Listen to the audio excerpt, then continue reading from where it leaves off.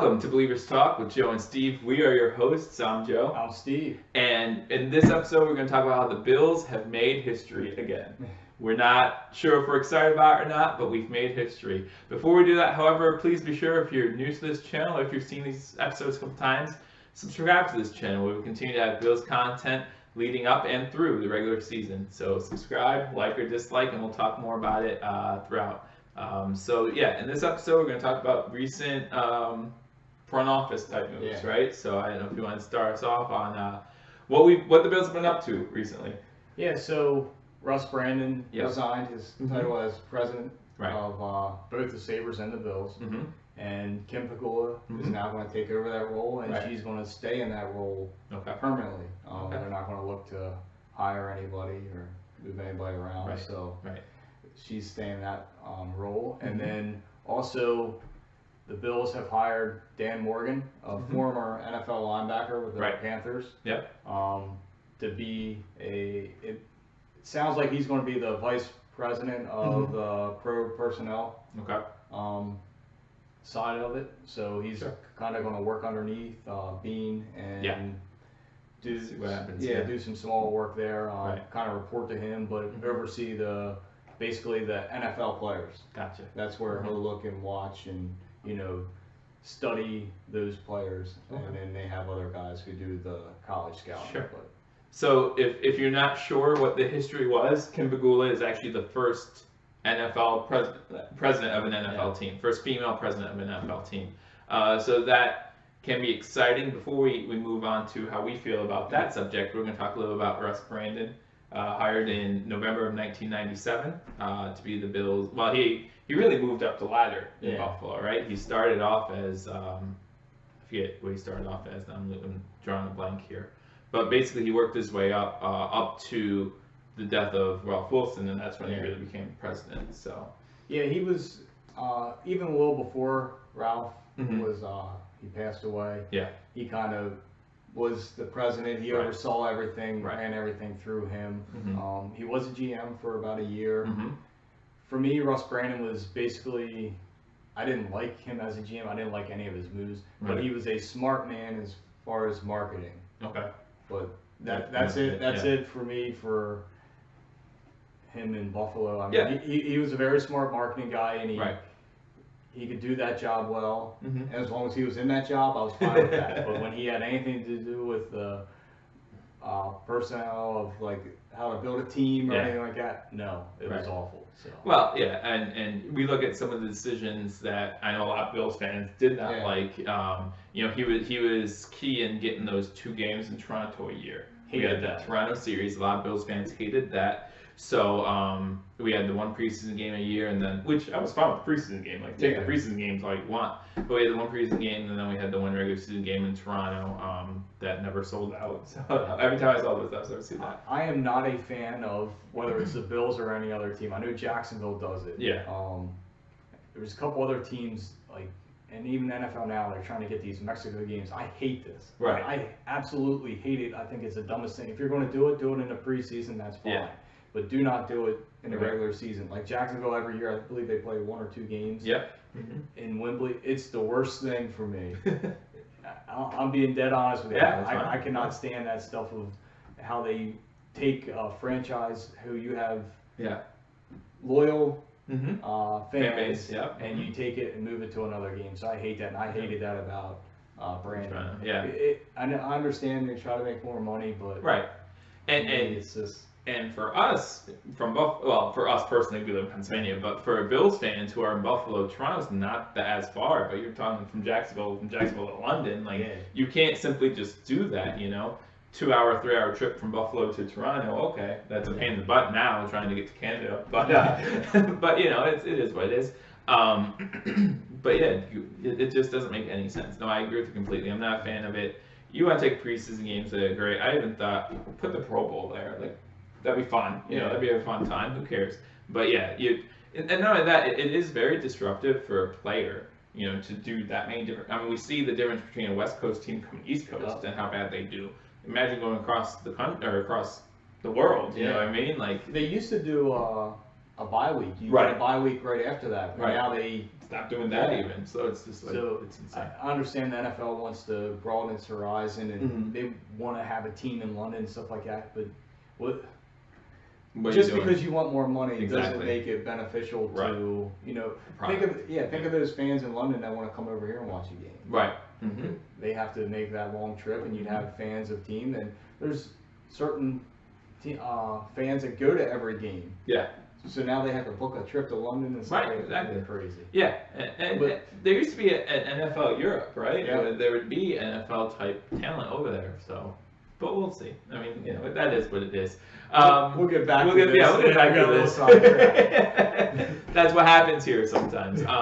But not only that, he was influential in the sale of the team when the Pagulas bought the team. Now, Steve and I talked a little bit off camera while he was the president then, so he would have been influential if it was Donald Trump, if it was John Bon Jovi, it wouldn't matter. He would have been influential in it. But the Bills are still in Buffalo, so he did have part of that. But yeah, and another thing that he kind of gets blamed for, which might not be all his fault, is the drought. Right? Yeah. He's the only constant throughout the whole drought. So but I don't know how much blame he really deserves for that, but I don't know if you feel differently. Yeah, I mean, when he was a GM, I think you take blame for building a bad team. But then again, he was GM for a year, and that was kind of to fill in a role until they found somebody. I don't know what personal decisions he has made. Did he run through who got hired through everything or who stayed? Right. You know, we don't know any of that. Yes, I think it needs to be tied to him because he was there, but I don't think all the blame needs to be put on him. Right. You can think of all the coaches that we had that were not good coaches. You know, think all the quarterbacks. Yeah, all the players that didn't pan out. Yeah, exactly. I don't disagree with you at all. I mean, obviously he was there the whole time, so you know, he deserves to have that with him, but to have all the blame. But now moving on to the new regime, new president, Kim Pegula. I know we have a lot of things to say about her. It is exciting to be the first to ever do something, right? And so we're the first team to ever have a president who's a female, and that's awesome. And it's nothing against females in general, it's more against owners in general that we kind of have our questions about. It just always gets sticky when you have the owners trying to do more than what they want to do. I like the direction the Bills are going with being in McDermott. I really believe in them, and I think they know what they're doing. That being said, when you get owners that kind of, because they own the team, kind of want to have the say of everything, it usually doesn't work out. Right. I saw Kim Pegula was on, I think, NFL Total Access the one night, and she said about how, you know, they get to go to all these meetings and they meet with the quarterbacks, and they want to be involved in all this. But then she said, you know, but we understand we don't watch any of the tape and anything. So at least they kind of know like where they want to go. Like they want to be involved, but they kind of have to take a back seat. Yeah. And I'm totally fine with that as long as they stay that way. I think if they if McDermott or Bean wants somebody, and they say, well, no, we like this guy better. You know, he might be a nicer guy, or you know, we can deal with him a little better than someone else. Or you know, we might be able to sign him for cheaper or something like that. I would rather that all be left to Bean and McDermott because they know what they want in football. The Pegulas, very nice people, but they're not football scouts. Exactly. So yeah, we're not saying this to be mean to the Pegulas. It's just like, I mean, if they stay doing their job, like that's great, and that's what we want. But you know, you see, you know, Jerry Jones, Dan Snyder, some of these owners who try to be more than just owners, and more times than that, it doesn't work out for them. You know, I mean, look at Dez Bryant. Yeah, a lot of people said the Cowboys should move on from Dez a couple years ago. Yeah, and Jerry Jones, because he loves Dez, kind of kept him around a little bit, and then it always seems like they hang on to the players a little bit longer. So it is great having owners like the Pegulas who are very beloved by the players, and I think they'll do everything that they can to facilitate whatever needs that the players, coaches, training staff, all that they need. But I just hope that they can just let their football guys that they hire to run their stuff do it, and you know, if it doesn't pan out with them, then you move on to the next piece. Exactly. Yeah. I know you're not huge into hockey, but if you're a Bills fan and a Sabres fan, you know the history of the Pegulas with the Sabres. I mean, they took over there in the early 2000s, and the Sabres have not exactly trended in the right direction all the time. So, does that translate to the ownership, or is that just bad decisions by our GM, stuff like that? Who knows? But I'm just saying, hopefully, both Kim and Terry, like, your job as an owner is to be an owner. You have a certain job to do. Stay there. Your job as the president is to, not to tell the GM what to do, but to make sure the GM is doing his job correctly.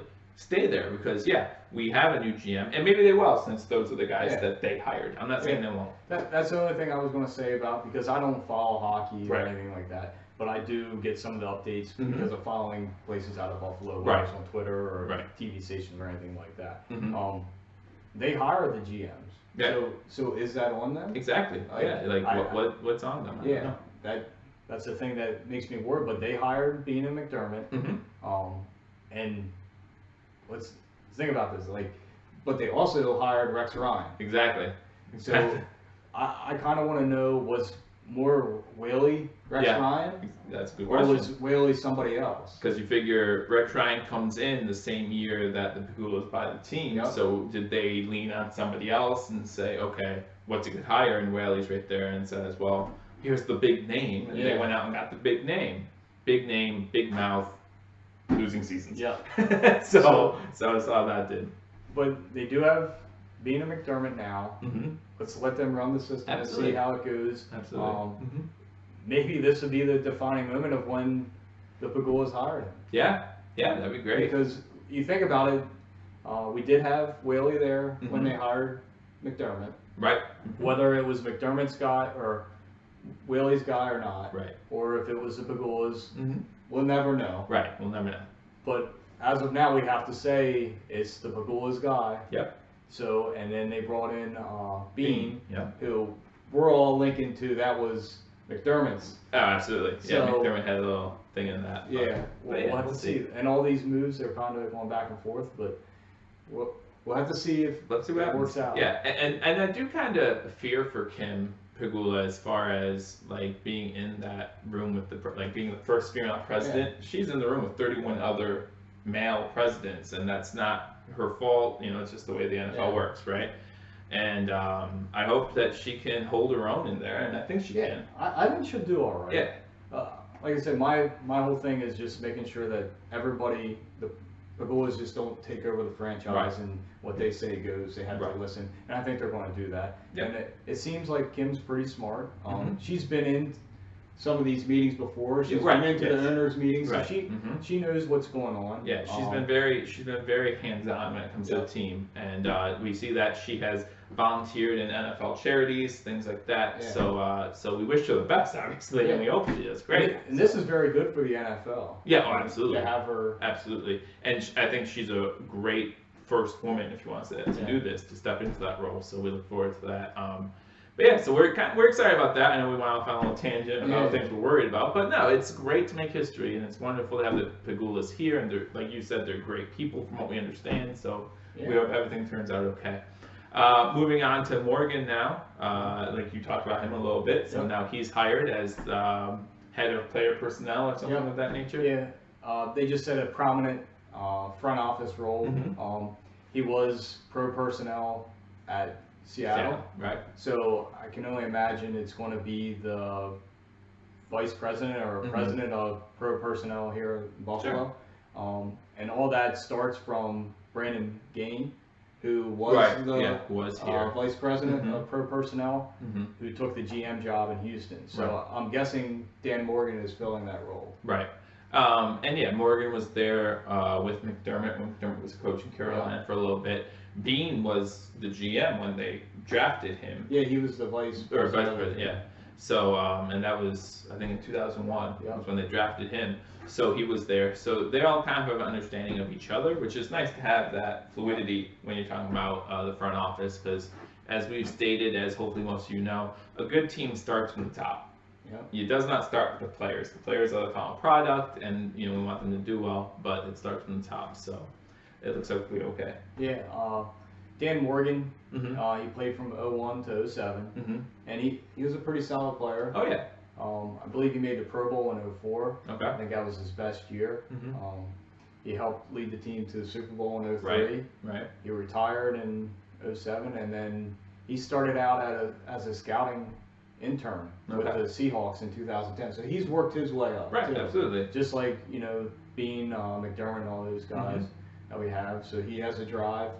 Good. And hopefully, he fills in nicely, and we just keep on rolling. Absolutely, yeah. I mean, we're still very excited about where we've been. I mean, in the first 4 years of the Pagulas on the team, we made the playoffs finally, right? Yeah. So, and we're still on that high a little bit. Obviously, the team's going to look a lot different this year, but who's to say we can't do it again, right? Yeah, I mean, we've had some moving pieces, but I think we upgraded in some positions. So I'm not one of these guys who thinks, well, we'll have 6 wins. I'm actually thinking we can push for a playoff spot again this year. I mean, that obviously, the closer the season we'll get. Yeah, absolutely, yeah. We'll give our season predictions then. But we wanted to get on here, like we always say, this is what we're going to do. We're going to give you all the Bills information, from front office to scouts to everything we can, undrafted free agents, everything we can. Anything that gets reported to to us, we're reporting to you. So if you are a fan of the Bills, if you are a fan of this network, please be sure to subscribe